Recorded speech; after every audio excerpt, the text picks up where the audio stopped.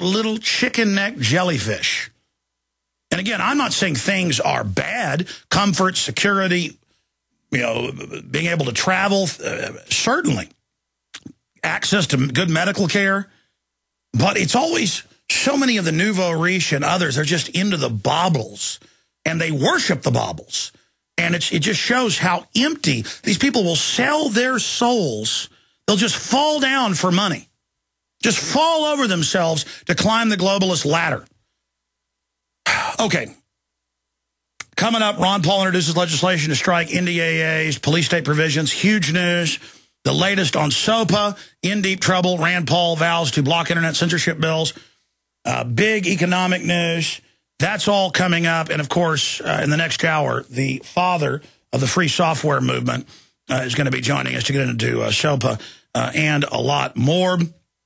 But right now, let me start getting into this. This is so big that when I learned this morning, I had Kurt Nemo in here, and I was talking to him about writing an article, and we were almost flummoxed by how insane it is, how big it is, and how it's just being reported like they're talking about the price of a canned ham at Safeway. I mean, it's like they're just mumbling, oh, yeah, and you can get some tires for this. Or, yeah, the weather was this and kind of hot and balmy. Because I'm listening to local Fox News on local radio. I'm watching TV. I've got stacks of the news. And something's missing in this news I'm about to cover. The name Ron Paul. And it was hiding in plain view. That's why I get angry. I'm in here listening to this, watching this, going, okay, Rick Perry's dropped out. Okay, he's endorsing the globalist, Mr. Carbon Tax, Gingrich, Mr. New World Order. Okay, they're now saying Santorum won Iowa, and Iowa's the big news, folks. Santorum won Iowa, but they're saying the results can't be used because there were so many problems and trucks lost full of the ballots. The ballots are called in, folks. And there was a gentleman agreement to give Santorum more votes 2 weeks ago when all this happened. I mean, remember all that stuff we covered? So we knew there was fraud then. I told you 2 weeks ago. I told you there was going to be fraud days before. And we had Wayne Paul on, Ron Paul's brother. In fact, let's get Wayne Paul back on the last 30 minutes today if he can do it. Or if not, tomorrow or Sunday. I want to get his take on this. And then Wayne sent some stuff to the campaign, and they said, oh, no, we don't see any evidence of fraud in Iowa, a day and a half out. We'll see what happens. Because they want to take the high road, because the media will make them look like sore losers. And I'm not beating around the bush here. I'm letting you know how our thought processes work, because it's important to understand how even the InfoWars operation doesn't see things that are so naked, that are so in plain view. But simply put, Nemo's got an article coming out very soon on Infowars.com, and nobody else is reporting this. What I'm about to tell you, that they're saying Iowa results can't be trusted. They're up in the air. The news there is reporting final Iowa tally gives Santorum edge over Romney. No winner declared because results from 8 of the state's nearly 1,800 precincts are missing. Now, we told you this the day it happened, the night after, and we were kooks for saying it. But in here, they're still saying, we'll just give it to Santorum, and there's no discussion of Ron Paul getting any delegates. I mean, this is big. They may try to steal his Iowa delegates. We're on the march. Okay, so here we are, and we told everybody up front that there was clear evidence of missing ballots in Iowa. And, I mean, everybody said if Ron Paul's going to get a fair shake anywhere, it's going to be Iowa, because you've got the 1,800 precincts. Everybody raises their hand. You publicly count them up in front of everybody, and then a phone call is made to the central counting office, and then those numbers are all published, and it's all transparent. Instead, in some areas, they counted them in secret. They would call in the numbers, but then later say, oh, we didn't get the call, drive them to this location. And then people would just disappear, or they wouldn't be called in. All of this went on. So we then found the clip on Fox News of the guy who was the architect of so much of the election manipulation in 2000, you can't deny that. It's not that I'm for Al Gore either. It's like, two choices of the same poison. But Karl Rove is clearly a scamster. He's been caught many times doing different types of, dirty deeds, done dirt cheap. And he comes out on Fox News and says, well, there were some precincts that came up missing, so they just got in a room together as gentlemen and decided to give Santorum more points to put him into second place, basically. Well, now, weeks later, they just come out like it's no big deal and say, the results are in question. We don't know what we're going to do.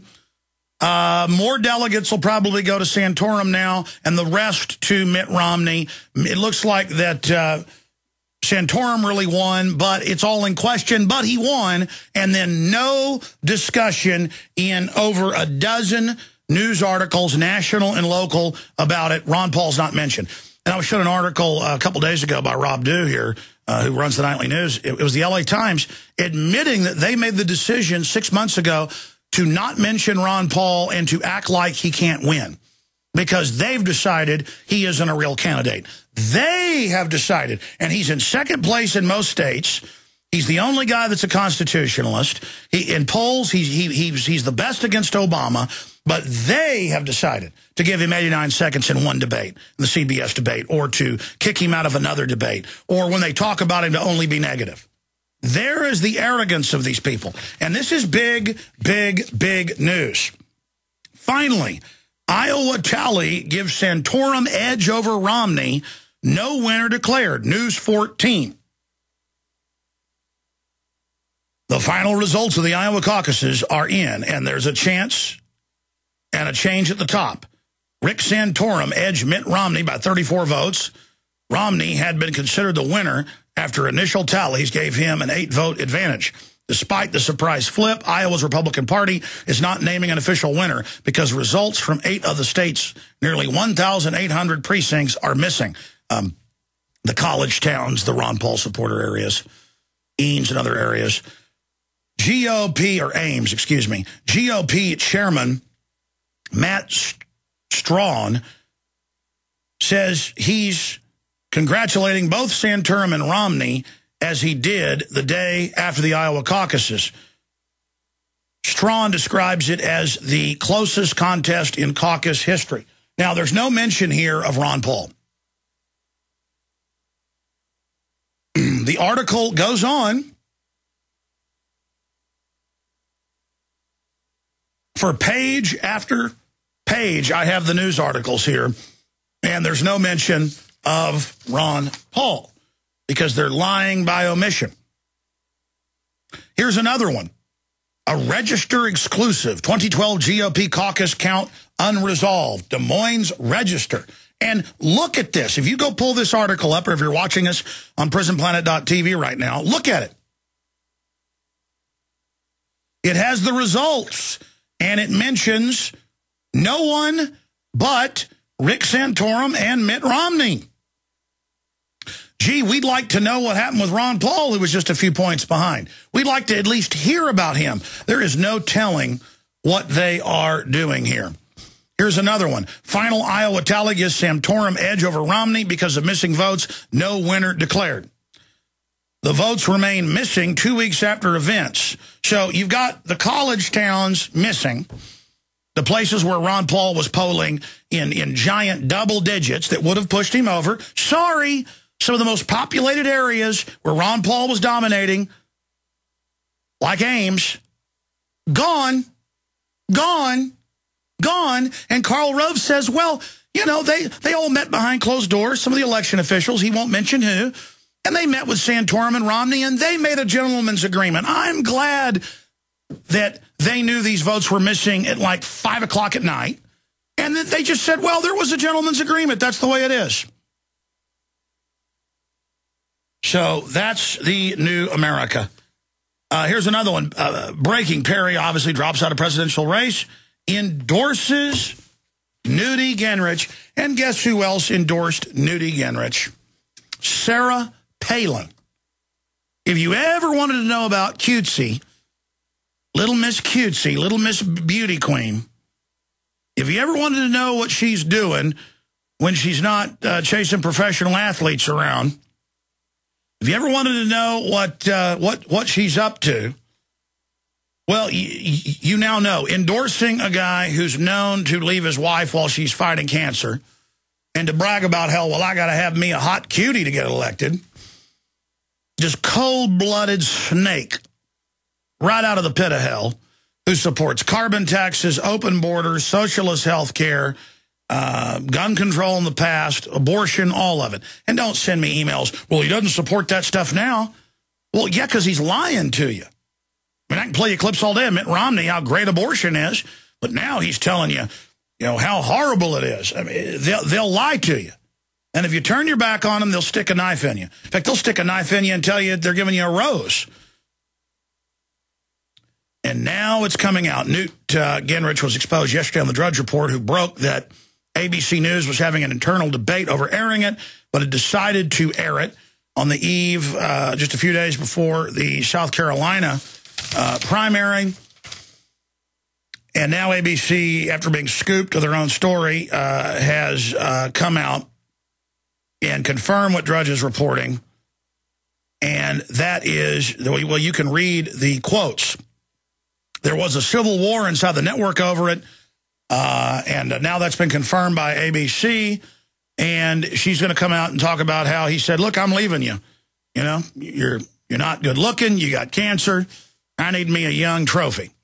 And they've got reportedly prominent aides and others saying, yeah, he just was cold-blooded. They're like, why are you leaving your wife? That won't be good political. And he's like, look, I need me a pretty young thing for the voters.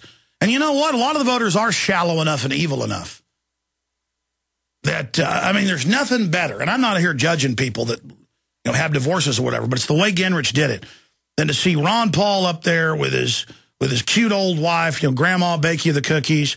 She's had heart problems and stuff, follows him around on the campaign trail, sticking with his lady for over 50 years and all his children. That's a life well led. That's a good thing. You can say what you want about Mitt Romney. At least he's got the same wife and kids. Newt Gingrich, I mean, if you can't stay with your wife, that's one thing. But if you're running around from wife to wife to wife and your ex-wives hate you enough to go on TV and talk about you, you're a nasty person. But again, that's not why I'd vote against Gingrich. That's bad enough. It shows the type of person he is. The issue here is that he's a globalist. I've read you his quotes where he calls for putting microchips in people. Don't believe me. Just type in Newt Gingrich calls for putting microchips in population. He wrote stinking articles about it 20 years ago. He calls for the end of the family. He calls for global government. I mean, there's a reason the New World Order picked him out of a nowhere university and put him where he is, because he's a nasty little globalist, part of this Luciferian futurist society. If you don't believe me, just go look it up. Tell you, he's a nasty one. He is a nasty, nasty, nasty little creature. All right, I'm done talking about Newt Gingrich. Now, Mitt Romney may not leave wives who've got cancer and, get him a new hot young thing, but Mitt Romney is for carbon taxes, abortion, gun control, open borders. I'm talking about his voting record, not his rhetoric.